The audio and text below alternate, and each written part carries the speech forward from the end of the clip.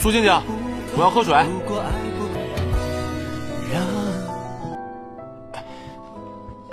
Saat itu dengan rasa gengsi yang ada pada Anci, ia tetap mengucapkan terima kasih pada Gurong di sebuah surat. Namun Anci tidak terima jika Gurong menganggap itu adalah putranya walaupun Gurong yang membuat patung tersebut.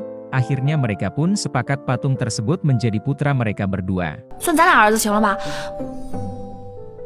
Kemudian Gurong dan Anci pun keluar rumah untuk mencari makan, namun dengan keadaan kaki Gurong yang masih sakit membuat Anci harus membantunya, dan saat ia dirangkul oleh Gurong, Anci berpikir apakah sebenarnya Gurong menyukai dirinya karena sekarang ini sikap Gurong juga sudah berbeda sebab ia terlihat sangat nyaman dan terbiasa berada dekat dirinya. Setelah itu ada sebuah motor yang melaju kencang di belakang Anci. Hal itu pun membuat Gurong refleks langsung menarik lengannya. Lagi-lagi pertolongan itu membuat mereka berdua saling bertatapan dan ternyata motor tersebut dikendarai oleh Ami. Saat itu Ami sedang membahas mengenai ia yang akan berpacaran. Mendengar hal itu tentu saja Anci sangat senang, tapi Ami belum mau menyebutkan siapa orang yang akan menjadi pacarnya tersebut. Ami juga mengatakan bahwa cinta yang Anci inginkan sangat jauh namun sebenarnya dekat di mata. Mendengar hal tersebut membuat Gurong menjadi kepedean. Lalu Ami juga meminta Gurong untuk membantu Anci menyatakan cintanya pada Hanran. Mendengar kalimat itu tiba-tiba Gurong pun langsung tersedak, bahkan dadanya terasa sesak.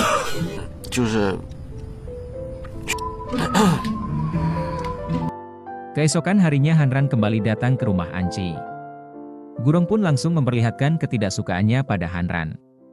Berbeda dengan Anci yang langsung sumringah melihat kedatangan seniornya itu. Ternyata ayah Anci lah yang meminta Hanran untuk datang ke rumahnya karena ayahnya akan menyiapkan pesta perayaan anniversary pernikahan bersama ibunya yang ke-30. Lalu mereka pun membutuhkan bahan makanan dan dekorasi untuk pesta tersebut. Lagi-lagi Gurong tidak terima jika Anci sampai pergi berdua dengan Hanran ke pasar membeli bahan makanan. Namun kali ini Anci berhasil pergi berdua dengan Hanran karena kaki Gurong yang masih belum membaik. Alhasil selama Anci pergi Gurong memikirkan yang tidak-tidak, ia khawatir jika Anci sampai benar-benar menyatakan cintanya pada Hanran. Tak hanya itu, Gurong juga sampai membayangkan ungkapan cinta yang dilakukan Anci untuk Hanran. Ketidaktenangan itu membuat Gurong nekat menyusul Anci ke pasar dan melawan fobia yang diidapnya serta dalam keadaan kakinya yang masih belum sembuh. Ia beralasan pada ayah Anci keluar sebentar untuk membeli bunga.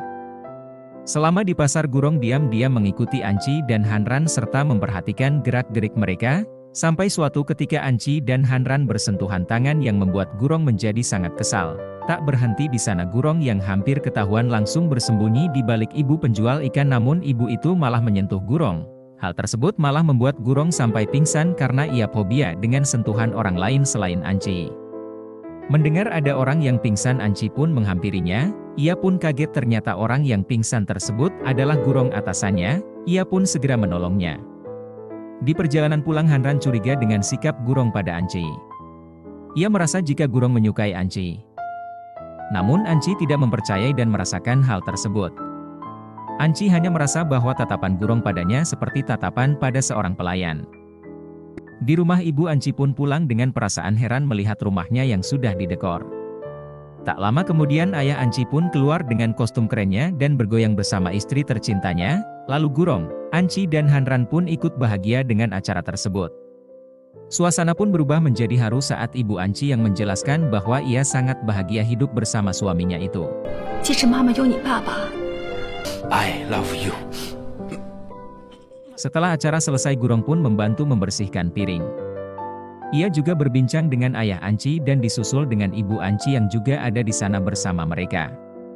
Saat itu ibu Anci memberitahu bahwa Anci sedang berada di luar mengantarkan Hanran pulang dengan mengenakan pakaian yang sangat cantik. Mendengar hal tersebut langsung membuat Gurong merasa tidak mood. Bahkan jantungnya terasa tidak nyaman.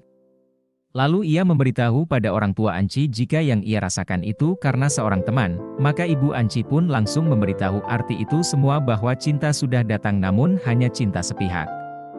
Saat itu Anci kembali ke rumah dengan sangat bahagia karena ia akan membantu Hanran menyusun data. Gurong pun terkesima saat melihat pujaan hatinya itu.